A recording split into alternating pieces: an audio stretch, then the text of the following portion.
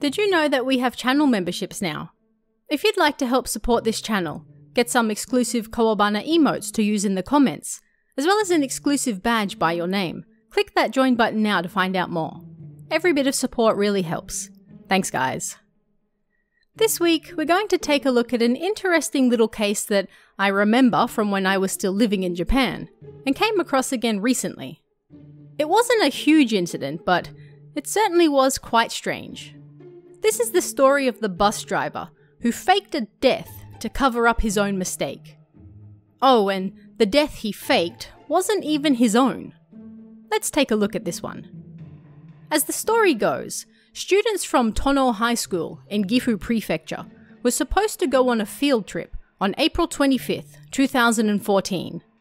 This wasn't just a class or even an entire grade trip, but rather the entire school was being split into various field trips on the same day, resulting in 317 students being split up into 11 different buses.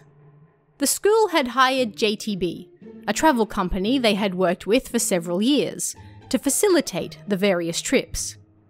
However, at roughly 4 PM on April 24th, the day before the trips, an employee from JTB Tajimi branch, the branch that had worked with the school for several years, visited the staff room and handed them a letter. "I found this by the mailbox," he claimed. The envelope simply had "Sensei" on the front, but inside, the teachers found a shocking note printed on a single piece of A4 paper. "I don't want to go on the field trip tomorrow. I'd rather die than go. If the trip goes ahead tomorrow, then I will disappear. I want you to cancel the upper grade and lower grades trips as well." Now, no matter how you look at it, it's a rather odd note.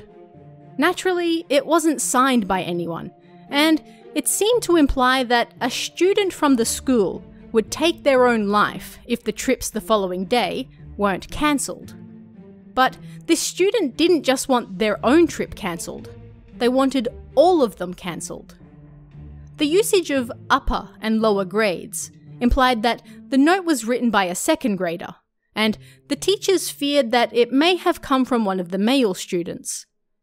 The school promptly carried out a safety and wellness check of every single student at the school, not just the second graders, but they went a little further in depth with the parents of all the boys in the second grade, just in case. However, they were unable to find any students who were acting out of the ordinary, or who seemed to be in a precarious state. So, they decided they would go ahead with the trips as normal. The very next day, April 25th, the entire school waited for their buses to arrive, to shuttle them off to their various destinations. They waited, and waited, and yet no buses ever arrived. Weird. Naturally, the school called JTB and demanded to know where their buses were. JTB also had no idea, so they started an internal investigation. They quickly found the source of the problem. The employee who was in charge of the school, and thus in charge of the buses that were supposed to be there, and yet weren't. The same person who handed the note he apparently found by the mailbox the day before, had forgotten to schedule the buses for the school. Whoops. The employee admitted he had simply forgotten to schedule the buses for the school and apologized in tears. He also admitted to writing and delivering the note to the school, hoping that the threat would be taken seriously and the trips cancelled so that nobody would realize his mistake.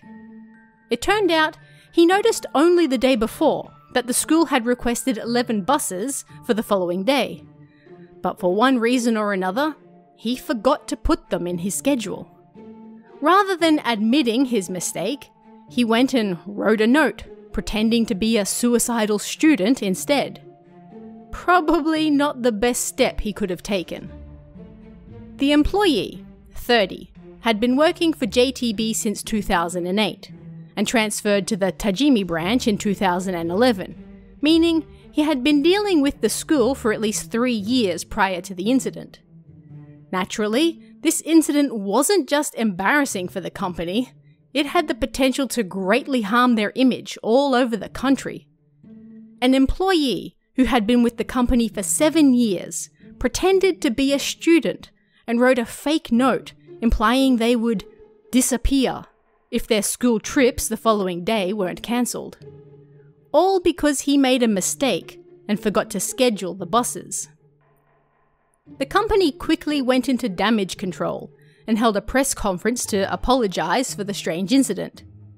They claimed that they had rules in place for numerous checks to prevent incidents such as this from occurring. But in this case, something obviously went wrong. According to the Tajimi branch manager, it wasn't a case of the employee simply forgetting to arrange the buses, but rather they thought they had scheduled them. A deliberate choice of wording, of course, but either way, the result was the same. No buses, and an employee at the very least doing something unethical, if not outright illegal, to hide his mistake.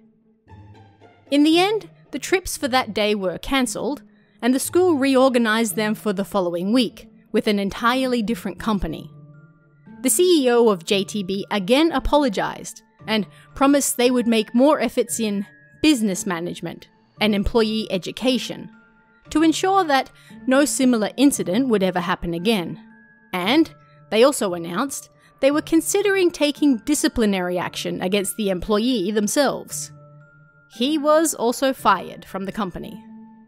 On the police side, they announced they would be investigating to see if any actual crimes were committed, such as obstruction of business by deception. It seems they felt there was, because several days later, the employee was then arrested. Sadly, I was unable to find any reports of what happened to the employee after that. He was fired and arrested, and that's all the information that appears to be available to the public.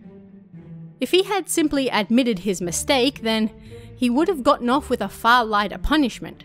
But it seems that fear and stress pushed him to the edge. Interestingly, another incident where a travel company was unable to provide buses for a school happened once again, 5 years later. This time, 6th graders from Wakakusa Elementary School were waiting to go on their school trip on August 29th, 2019, but were left waiting for several hours, with no appearance of their buses. Again, an entirely different travel company made a mistake with the scheduling and forgot to schedule the buses for that day, meaning the students' trip was postponed until the following month. It was reported that the tour conductor failed to confirm the itinerary the day before, and the branch manager also failed to check that everything was in place, leading to the arrangements with the bus company never being confirmed in the first place. In this instance, however, the employees immediately took responsibility for their mistake, and the company volunteered to pay all the cancellation fees involved with the school trip having to be postponed. They also apologised in particular to the children, who had arrived excited for their trip with lunchboxes in hand, only to be sent home for the day, unable to enjoy the trip they were looking forward to so much. Certainly a difference in handling there.